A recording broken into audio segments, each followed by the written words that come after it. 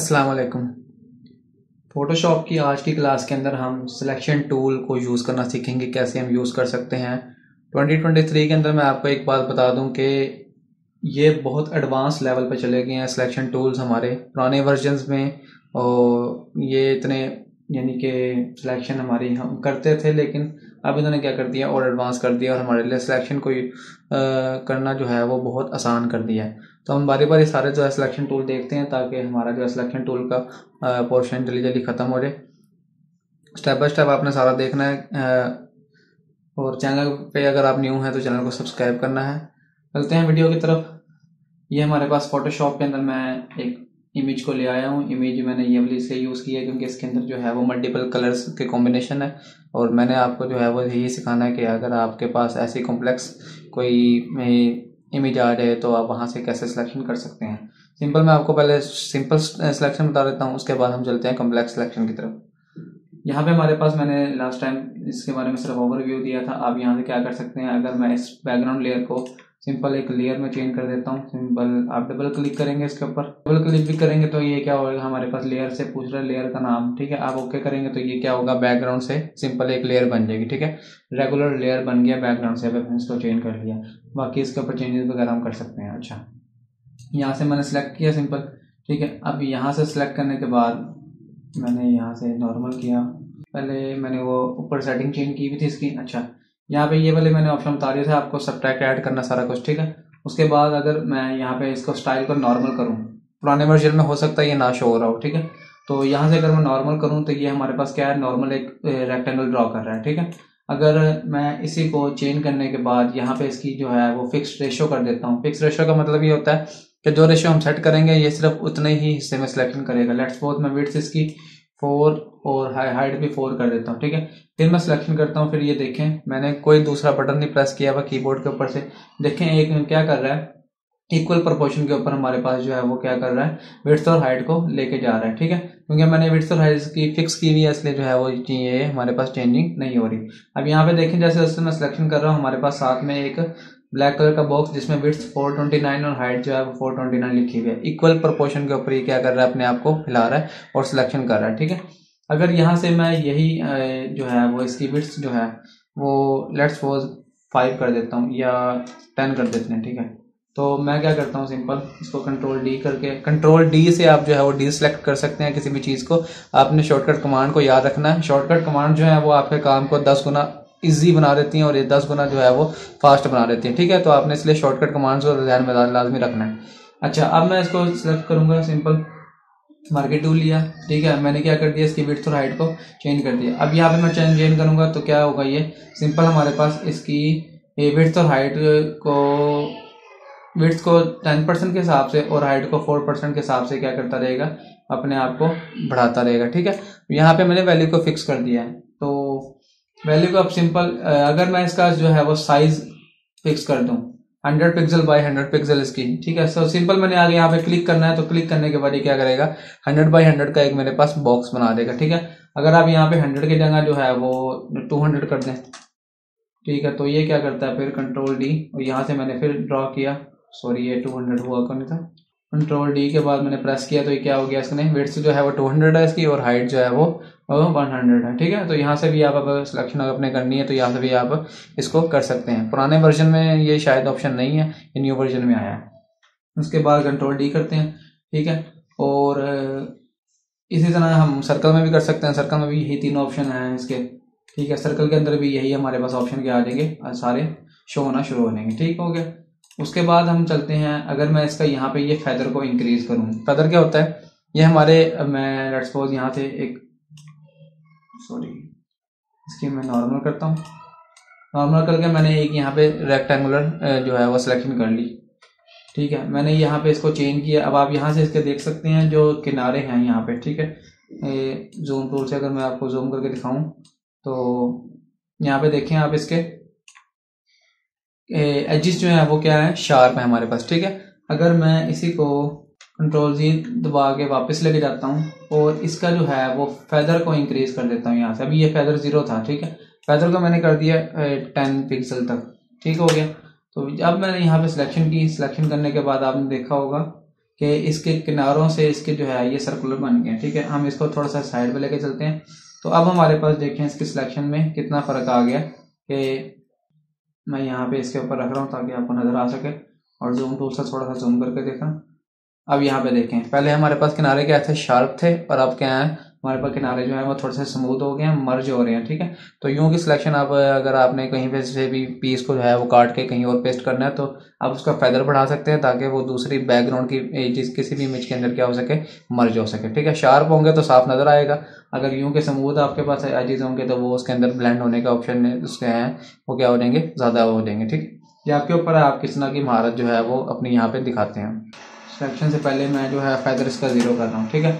Selection करने के बाद अगर आप यहाँ पे सिलेक्ट एंड मास्क करेंगे, ठीक है, सिलेक्ट एंड मास्क के ऊपर क्लिक करेंगे तो हमारे पास एक और न्यू पूरी जो है वो प्रॉपर्टी इसकी ओपन होके आ जाएगी। यहाँ पे मैं आपको थोड़ा सा जूम करके दिखा देता हूँ, इसको थोड़ा यहाँ पे साइड पे रख लेते हैं, ठीक है। ये हमारे पास पिक्चर है, ठीक हो गया, जितना हमने हिस्सा सिलेक्ट किया था सिर्फ उसको शो करवा रहा है, ठीक है।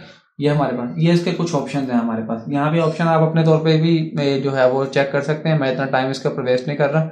सिंपल आपको जो है वो अगर इसकी ट्रांसपेरेंसी आप कम करेंगे तो क्या होगा, ट्रांसपेरेंसी के साथ इसका बैकग्राउंड को वो क्या करेगा, मैच करना शुरू हो जाएगा। इससे जो है वो आप अपने सिलेक्शन को देख सकते हैं कि मेरी सिलेक्शन आया ठीक हुई है, या मैं इसका अगर इजाफा करना चाहता हूँ तो दोबारा आप सिलेक्शन करके दोबारा मास्क बना सकते हैं, ठीक है। तो यहाँ से उसके बाद जो है वो आप इसका रेडियस वगैरह इंक्रीज करना चाहते हैं तो वो इंक्रीज कर सकते हैं, ठीक है।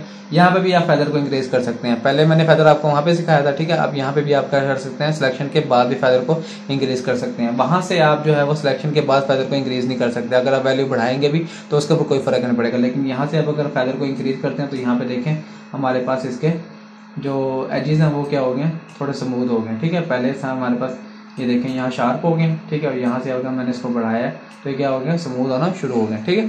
तो ये आपके ऊपर है, कंट्रास्ट इसका बढ़ाना है तो कंट्रास्ट कर सकते हैं। उसके बाद जो है वो आपने इसकी वैल्यू जितनी भी इंक्रीज या डिक्रीज अपने डिज़ाइन के मुताबिक करनी है वो आप कर सकते हैं, मैं इसके ऊपर इतना टाइम वेस्ट नहीं कर रहा। अच्छा जी, नीचे जो है वो एक और ऑप्शन है इसका, मैं आपको बताऊँ। अगर यहाँ पे ऑप्शन आ रहा है इन्वर्ट का, इन्वर्ट का मतलब होता है कि आप जो सिलेक्शन की हुई है उसको उल्टा कर देगा, ठीक है। मैंने ये क्लिक किया तो इसने क्या किया कि जो हमने सिलेक्शन की हुई थी उसको उड़ा दिया, और यहाँ पे हमारे पास ये वाली सिलेक्शन इसने क्या कर दी, वो कर दी, ठीक है। तो आप अच्छा, ये हमारे पास सारे इसके ऑप्शन खत्म हो गए। अब हम नेक्स्ट उस पर चलते हैं, ये है हमारे पास पॉलीगॉन लेसर टूल, ठीक है। सबसे पहले हमारे पास इसके ऊपर आता है लेसर टूल। लेसर टूल होता है फ्री हैंड, आप जो है वो सिलेक्शन कर सकते हैं। लेट्स सपोज आपने ये यहाँ से सिलेक्शन इतना हिस्सा करना है, ठीक है, तो ये फ्री हैंड होती है, आप जैसे मर्जी सिलेक्शन किसी भी शेप में कर सकते हैं, ठीक है। यहाँ से आप सिलेक्शन करेंगे तो हमारे पास ये जो है वो सिलेक्शन हो जाएगी। आप इसको बाद में कहीं भी लेके जाके इसको रख सकते हैं, ठीक है। ये हमारे पास सिलेक्शन होगी। इसी तरह इसका भी ऊपर के ऑप्शन जो है वो आ जाएंगे, Ctrl+G Ctrl+D, ठीक है। इसको जब क्लिक किया आपने तो इसके भी ऑप्शन आ गए ऊपर, सिंपल। अच्छा, उसके बाद है हमारे पास यहाँ पे option polygon lasso tool. Polygon lasso tool क्या करता है, हमारे पास पॉलीगॉन शेप्स बनाता है। पॉलीगॉन शेप्स क्या होती हैं, जिसकी साइड है आप ये समझ लें कि 4 साइडों वाली कोई भी, या 5 साइडों वाली, 4 से ज्यादा जितनी भी साइडें होती हैं उसको पॉलीगॉन शेप्स कहते हैं। तो ये हमारे पास वो बना सकता है, ठीक है। 4 साइड, अब यहाँ पे मैंने ये क्लिक किया, ये क्लिक किया, ये क्लिक किया, और यहाँ से जब तक आप इसको बंद नहीं करेंगे ना, बंद करने के लिए आप देखें यहाँ पे मैं लेके फिर रहा हूँ तो इसके पास सिंपल हमारे पास इसका क्या हो रहा है, शो हो रहा है, इसका दवाई का ना वो शो हो रहा है। लेकिन जैसे मैं इसके क्लोज पास के ऊपर लेके गया हूँ तो इसके साथ एक सर्कल शो हो रहा है, जिसके जरिए क्या हो रहा है, लग रहा है ये कि ये शेप जो है वो क्लोज होने वाली है, ठीक है। तो यहाँ से मैं वी दबाने के बाद अगर मैं इसको वो करूँ तो यहाँ पे हमारे पास यूं की सिलेक्शन हो सकती है, सिंपल। अगर आप जैसे भी शेप बनाना चाहते हैं तो आप वैसे ही बना सकते हैं, सिंपल। अगर मैं जो है वो इसको सिलेक्ट करूँ, यहाँ से आप जो जितने भी शेप बनानी है आपने, जब तक आप इसको क्लोज नहीं करेंगे, जब तक आपने इसने आपका पीछा नहीं छोड़ना, ठीक है। ये आपके साथ साथ चलता रहेगा, तो आप जो है वो इसको क्लोज करेंगे तो ये क्या हो जाएगा, हमारे पास यूं की शेप बन जाएगी। ये पॉलीगॉन शेप्स बनाने के लिए यूज करते हैं। अगर आपके पास कोई ऐसा, हमारे पास क्या है, कोई इमेज आ गई जिसमें पॉलीगॉन शेप्स वगैरह आपने सेलेक्ट करनी है तो यहाँ से भी आप कर सकते हैं। Ctrl+D दबाएंगे। Ctrl+D दबाने के बाद इसके बाद में अगले, इसकी बाकी प्रॉपर्टी सारी सेम है, इसलिए जो है वो मैं क्या कर रहा हूँ, छेड़ नहीं रहा। अच्छा, मैग्नेटिक लेसर टूल ये क्या करता है हमारे पास, ये अगर आपने कोई ऐसा इमेज सेलेक्ट करना है, ठीक है, यहाँ पे अगर मैं ऐसे इसको बनाता हूँ तो ये हमारे पास क्या हो रहा है, ये खुद ब खुद से जो है वो एंकर पॉइंट इसके ऐड किए जा रहा है, ठीक है। मैंने ये सिलेक्ट करना है, कुछ भी नहीं कर रहा, मैं सिर्फ माउस को ना क्लिक किया ना कुछ किया है, सिंपल मैं इसको क्लिक करने के बाद यहाँ पे लाके मैंने इसको क्या कर दिया, क्लोज कर दिया, ठीक है। इसने यूं कि हमारे पास सिलेक्शन कर दी। ये कलर्स को डिटेक्ट करता है। कलर को डिटेक्ट करने के बाद जो है वो हमारे पास सिलेक्शन वगैरह क्या बना रहा होता है। अगर आपके पास कोई ऐसी शेप आ जाए जिसमें कलर्स वगैरह, या लेट्स सपोज मेरे पास ये वाली जो है वो इमेज है, मैंने यहाँ से ये दरख्त को सिलेक्ट करना है, तो यहाँ पे देखें ये अपने आप ही ऑटोमेटिकली जो है वो, अब देखें थोड़ा सा मैंने माउस को हिलाया तो ये उधर को चला गया, ठीक है। तो मैं जो है वो ये ऑटोमेटिकली क्या करता रहेगा, उस कलर के डिटेक्शन को साथ साथ उठाता रहेगा और ऑटोमेटिकली क्या करता रहेगा, ये ऐड करता रहेगा, एंकर पॉइंट्स को ये ऐड करता रहेगा और यहाँ पे आने के बाद इसको क्लोज कर देगा, ठीक है। तो यूं कि हम सिलेक्शन जो है वो कर सकते हैं। अगर आपके पास कोई ऊपर कोई और कलर है और बैकग्राउंड जो है किसी और कलर का है, तो यूं कि आप सिलेक्शन वहाँ पे इजीली कर सकते हैं, ठीक है। ये हमारे पास कॉम्प्लेक्स है, इसलिए जो है वो इसकी डिटेक्शन जो है थोड़ी सी आगे पीछे हो जाती है, ठीक हो गया। अच्छा, उसके बाद हमारे पास आ जाता है जी object selection tool. Object selection tool को आप क्लिक करेंगे सिंपल, ठीक है। तो यहाँ से ये जो है ये डिटेक्ट करता है तस्वीर में से कि ऑब्जेक्ट इसके अंदर क्या पड़ा है, ठीक है। अब यहाँ पे अगर मैं ये इस शिप के ऊपर लेकर आऊँ तो यहाँ पे इसने ये सिलेक्ट कर लिया, यहाँ पे हाउस के ऊपर लेकर जाऊँ ये सिलेक्ट कर लिया, ऊपर जो है वो आसमान को सिलेक्ट कर रहा है, नीचे हमारे पास जो है वो नदी वगैरह है उसको सिलेक्ट कर रहा है, ठीक है। ये तभी शो होगा जब अगर आप यहाँ पे इसको जो है वो ऑब्जेक्ट फाइंडर को चेक रखेंगे। अगर आप चेक नहीं रखते तो यहाँ पे देखें ये जो है वो डिटेक्ट करना इसका फेल हो गया, ठीक है।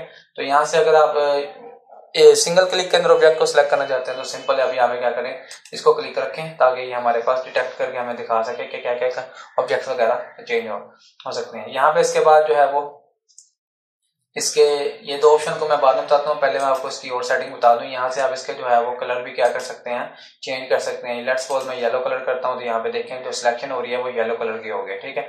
उसके बाद जो है वो मैं यहाँ पे अगर कोई भी आप कलर वगैरह रखना चाहते हैं वो रख सकते हैं, ये आपके ऊपर आपको कौन सा कलर यहाँ पे अच्छा लग रहा है इसके लिए, ठीक है।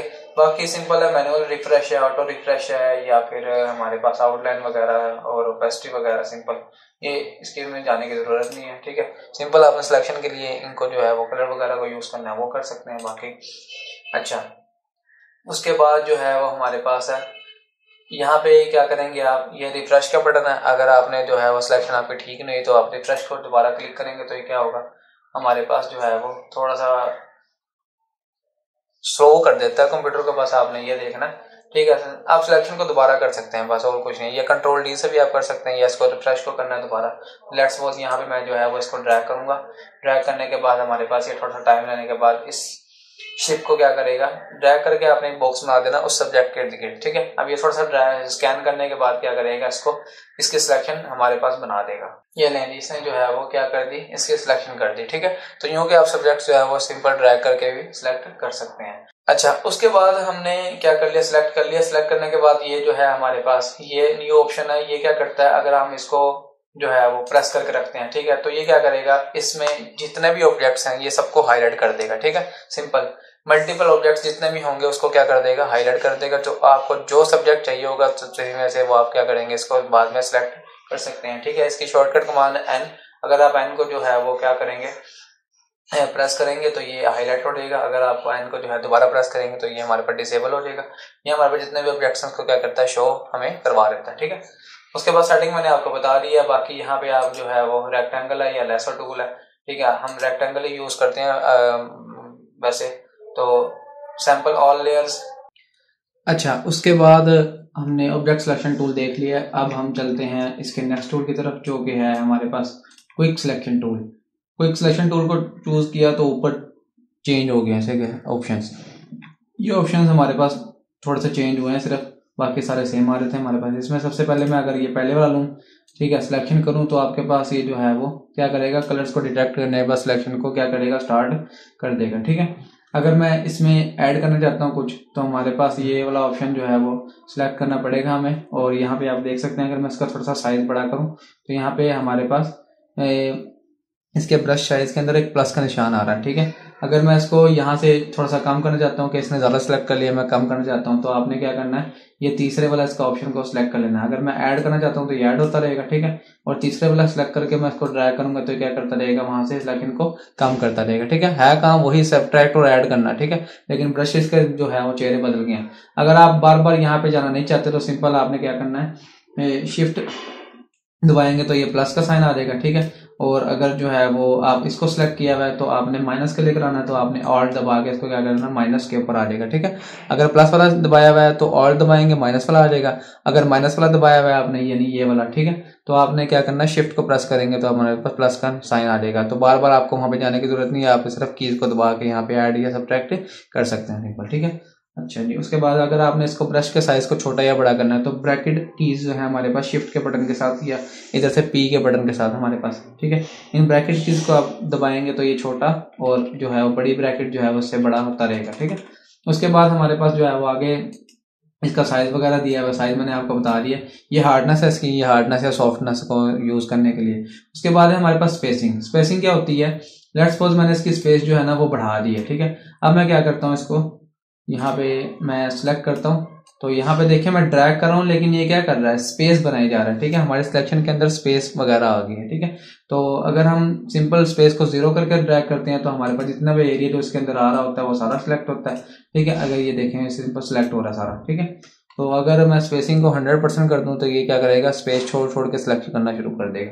तो ये बुरी सिलेक्शन होती है, इसलिए जो है वो आपने इसको छोड़ देना। ये इसका एंगल वगैरह दिया हुआ है। सिंपल ऑल लेयर का मतलब है कि जितनी भी हमारे पास लेयर है, लेट्स सपोज मैं अगर एक और तस्वीर यहाँ पे लेकर आता हूँ यहाँ पे, ठीक है, मैं भी दबा के इसको लेयर को यहाँ पे लेकर आता हूँ, यहाँ पे मैंने लाके इसको छोड़ दिया और कंट्रोल इससे छोटा कर लेते हैं थोड़ा सा इसको। ठीक है, छोटा करने के लिए आपके पास जो है वो कंट्रोल टी, हमारे पास इसके क्या होंगे, ट्रांसफॉर्म जो है वो इसके यहाँ पे लिखा हुआ आ रहा है शो ट्रांसफॉर्म कंट्रोल। ठीक है, यहाँ पे ये इसको छोटा या बड़ा आप कर सकते हैं सिंपल। उसके बाद जो है वो आप एंटर प्रेस करेंगे तो हमारे पास ये क्या हो जाएगा, एंटर, और यहाँ से इसकी गायब कर दें सिंपल।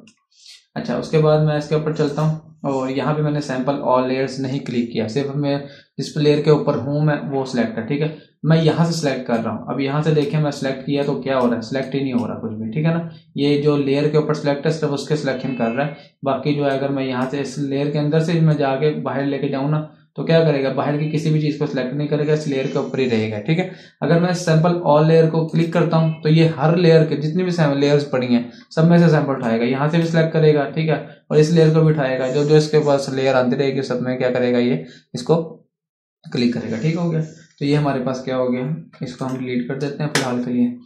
ये हमारे पास सैंपल ऑल लेयर का काम हो गया। ठीक है, इनहेंस एजेस वगैरह करने हैं, ये बहुत कम यूज होता है, वैसे अगर आपने यूज करना है तो आप कर सकते हैं अपने। लास्ट में हमारे पास मैजिक वैन टूल, इसके ऑप्शन वही सेम आ गए पुराने वाले सिलेक्शन टूल के, और ये हमारे पास न्यू ऑप्शन है, इसमें आप एवरेज वगैरह देख सकते हैं क्लिक करके, ये सारा कुछ दिया हुआ है। सिंपल आपने यहाँ पे आगे क्लिक करना है, क्लिक करने के बाद ही हमारे पास सिलेक्शन बना देगा। सिलेक्शन आप देख सकते हैं कलर को डिटेक्ट करके इसने बनाया हुआ है। इसका सारा काम होता है टॉलरेंस के ऊपर। अब यहाँ पे आप टॉलरेंस वगैरह देख सकते हैं, इसकी वैल्यू को कम या ज़्यादा करते रहेंगे तो क्या करेगा, ये टॉलरेंस जो है वो टॉलरेंस होती है हमारे पास, ये कलर की रेंज को बढ़ा देता है, बस ये कलर को डिटेक्ट करता है और उसके बाद हमारे पास सिलेक्शन करता है। हम टॉलरेंस को क्या करते हैं, टॉलरेंस अभी देखें आप, वैल्यू जो है टॉलरेंस की ये है। ठीक है, मैं क्या करता हूँ, इसकी वैल्यू अभी मैंने सेलेक्ट किया, देखें ये आ गया हमारे पास। ठीक है, इसने इसकी वैल्यू ज़्यादा हो गई है। अब मैं सिलेक्शन इसकी टॉलरेंस कम करके सिलेक्ट करता हूँ तो देखें कलर रेंज क्या हो गया, इसकी कम हो गई। ठीक है, कलर रेंज के ऊपर ये काम करता है। अगर तो ये थी आज की हमारी क्लास, मिलते हैं अगली वीडियो में, तब तक के लिए अल्लाह हाफिज़।